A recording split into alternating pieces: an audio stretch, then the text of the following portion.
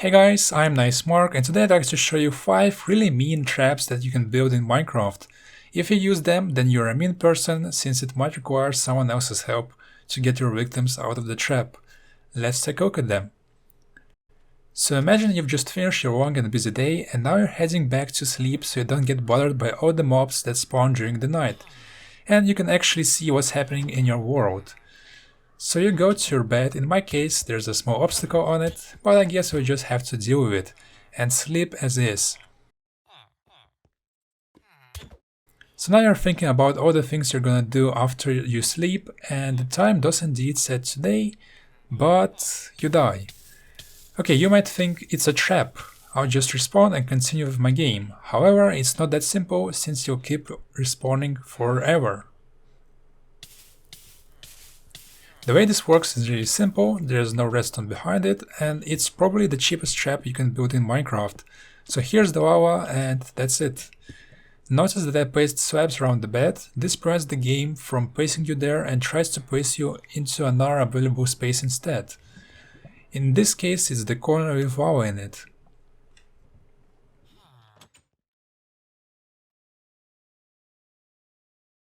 I've also built another design. This one uses fall damage instead.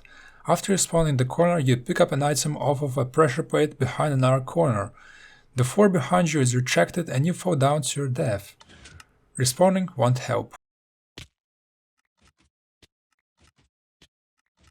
At the bottom there's a chain of hoppers that leads to an item elevator. The items dropped by the victim can be put into a chest or picked up back at the surface. This next trap will not work in single player or regular multiplayer, but if you happen to play on a server that has the set home command, you can try placing an open fence gate under a player's home and they should spawn on it and fall through. You can also try simply using lava. I'm not sure if it still works, but I was able to successfully use this trap a few years ago.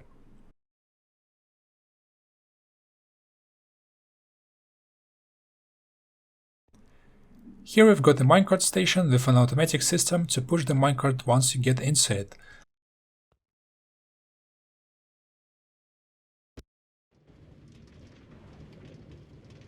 However, at the other end there's a trap. At the end there's an excavator rail which will eject the player out of the minecart. It works just like the one with the bed, there's no other place for the game to put the player in, so it places them in the corner with lava.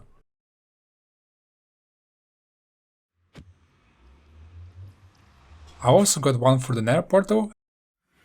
At first it seems just like your usual nether, however once you go through you activate a trap which drops you into a lava pit.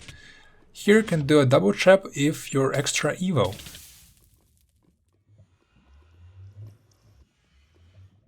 Since the player is going to respawn at their bed, you can also trap that with the first bed trap and set them into a respawn loop. Let's take a closer look at the Nano Trap. There's a ceiling in case the player jumps too much to prevent them from potentially escaping. The redstone behind it is simple. Just 2 piston trapdoors and 2 pistons extending blocks upwards to stop the player from running too fast.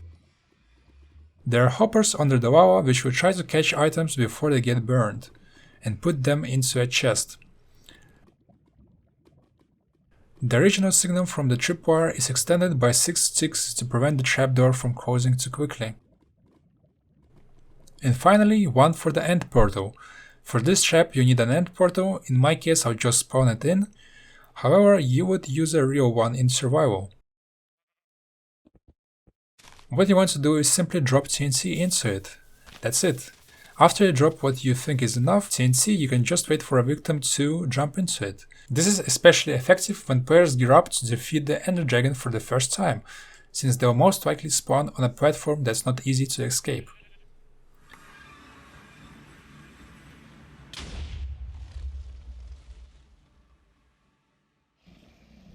You might have noticed that the TNT took a while to blow up.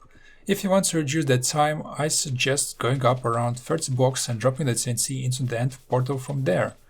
It will reduce the time it takes to blow up in the end. And those are all of the traps that I wanted to show you today.